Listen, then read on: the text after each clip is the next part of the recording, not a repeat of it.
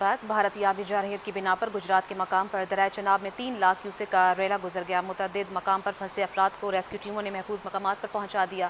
Bureau chief Khalid हिंजरा इस वक्त rescue एहलकारों के हमरा मौजूद हैं, उनसे जानते हैं। जी बताइएगा।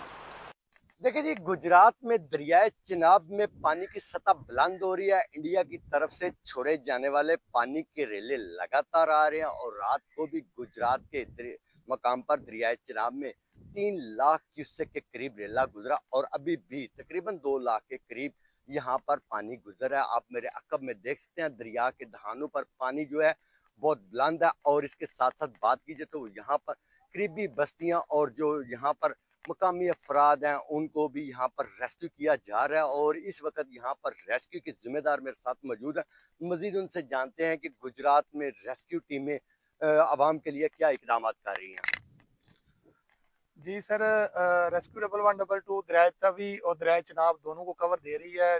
कश्मीर से लेकर हेडमराला तक जितने भी हमारे गांव हैं, सुरखपुर है, डब डाली है और इसके बाद खलीलपुर है, कुरी है। और दरियाए चिनाब में हेडमराला से लेकर हेड खानकी तक हमारे 8 सेक्टर बने हुए हैं। दरियाए तवी में हमारे 3 सेक्टर बने हुए हैं जो हर वक्त लोगों की जानो माल का तहफ़्फ़ुज़ यकीनी बना रहे हैं।